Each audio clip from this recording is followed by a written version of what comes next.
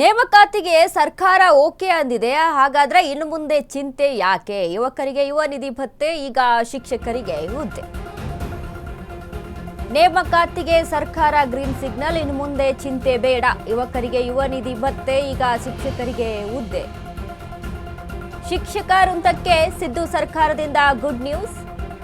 15,000 ಶಿಕ್ಷಕರ ತಕ್ಷಣ ನೇಮಕಕ್ಕೆ ಕೈ ಗ್ರೀನ್ ಸಿಗ್ನಲ್ ಕೊಟ್ಟಿದೆ. ಸ್ವಲ್ಪ ಗಮನ ಕೊಡಿ, ಓದಿ, ವೇಸ್ಟ್ ಆಯ್ತು ಅಂತ ಅನ್ಕೋಬೇಡಿ. ಒಂದಲ್ಲ ಎರಡಲ್ಲ, ಸುಮಾರು 15,000 ಶಿಕ್ಷಕರ ನೇಮಕ ಆದಷ್ಟು ಬೇಗ ಭರ್ತಿ ಮಾಡಿಕೊಳ್ಳಲಿರುವಂತಹ ಸರ್ಕಾರದಿಂದ ಗುಡ್ ನ್ಯೂಸ್. ನೇಮಕಾತಿಗೆ ಸರ್ಕಾರ ಓಕೆ ಅಂತ ಹೇಳಿದೆ. ಒಂದು ಕಡೆ ಯುವ ನಿಧಿ ಭತ್ಯೆ, ಮತ್ತೊಂದು ಕಡೆ ಶಿಕ್ಷಕರಿಗೆ ಹುದ್ದೆ. ಶಿಕ್ಷಕ ವೃಂದಕ್ಕೆ ಸಿದ್ದು ಸರ್ಕಾರದಿಂದ ಗುಡ್ ನ್ಯೂಸ್ ಸಿಕ್ಕಿದೆ. ಓದಿ ವೇಸ್ಟ್ ಆಯ್ತಪ್ಪ, ಯಾಕಾದರೂ ನಾವು ಟೀಚರ್ಸ್ ಮಾಡಿದ್ವಿ, BEd ಮಾಡಿದ್ವಿ, ನಾವು ಯಾಕಾದರೂ ಈ ಫೀಲ್ಡ್ ಆಯ್ಕೆ ಮಾಡ್ಕೊಂಡ್ವಿ ಅಂತ ಚಿಂತೆ ಮಾಡುವಂಗಿಲ್ಲ. ಈಗ 15,000 ಶಿಕ್ಷಕರ ನೇಮಕಕ್ಕೆ ಸರ್ಕಾರ ಗ್ರೀನ್ ಸಿಗ್ನಲ್ ಕೊಟ್ಟಿದೆ. ತಕ್ಷಣವೇ ನೇಮಕ ಮಾಡ್ಕೊಳ್ಬೇಕು, ಆದಷ್ಟು ಬೇಗ ಭರ್ತಿ ಮಾಡಿಕೊಳ್ಳಿರುವಂತಹ ಸರ್ಕಾರ.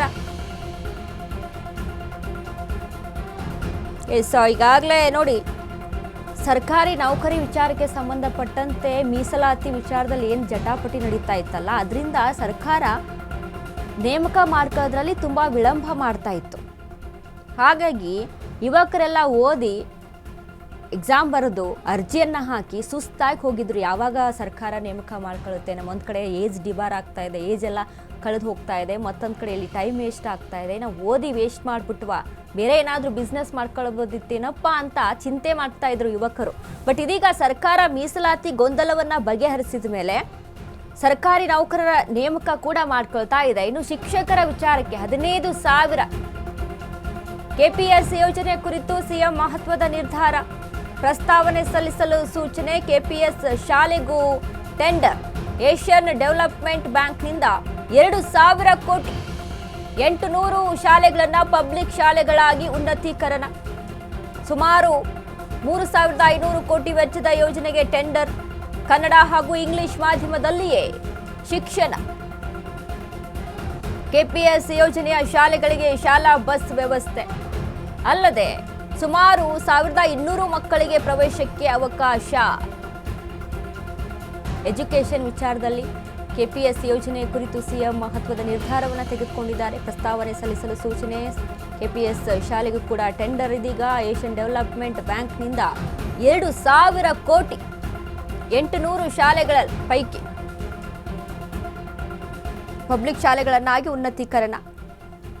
ಸುಮಾರು 3,500 ಕೋಟಿ ವೆಚ್ಚದ ಯೋಜನೆಗೆ ಟೆಂಡರ್ ಅನ್ನ ಕರೆದಿದೆ. ಕನ್ನಡ ಹಾಗೂ ಇಂಗ್ಲಿಷ್ ಮಾಧ್ಯಮದಲ್ಲಿಯೇ ಶಿಕ್ಷಣಕ್ಕೆ ಒತ್ತು ಕೊಡಬೇಕು ಸರ್ಕಾರ ಮೊದಲನೇದಾಗಿ.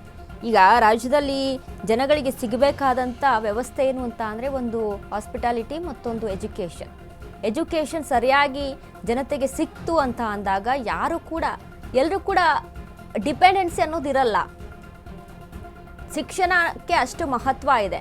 ಸೊ ಹಾಗಾಗಿ ಶಿಕ್ಷಣಕ್ಕೆ ಒತ್ತನ್ನು ಕೊಡಬೇಕು. ಏಷ್ಯನ್ ಡೆವಲಪ್ಮೆಂಟ್ ಬ್ಯಾಂಕ್ನಿಂದ 2,000 ಕೋಟಿ, 800 ಶಾಲೆಗಳನ್ನು ಪಬ್ಲಿಕ್ ಶಾಲೆಗಳಾಗಿ ಉನ್ನತೀಕರಣ. ಈಗ ಒಂದು ಕಡೆ ಸರ್ಕಾರಿ ನೌಕರರ ನೇಮಕ, ಮತ್ತೊಂದು ಕಡೆ ಶಿಕ್ಷಣಕ್ಕೆ ಒತ್ತು. ಕನ್ನಡ ಹಾಗೂ ಇಂಗ್ಲಿಷ್ ಮಾಧ್ಯಮದಲ್ಲಿಯೇ ಶಿಕ್ಷಣ. KPS ಯೋಜನೆಯ ಶಾಲೆಗಳಿಗೆ ಶಾಲಾ ಬಸ್ ವ್ಯವಸ್ಥೆ ಸಹಿತ ಇರುತ್ತೆ. ಸರ್ಕಾರ ಈ ಒಂದು ಯೋಜನೆಯನ್ನು ಮಾಡಿಕೊಟ್ಟಿದೆ. ಎಲ್ಲರೂ ಕೂಡ ಉಪಯೋಗ ಮಾಡ್ಕೊಳ್ಳಿ.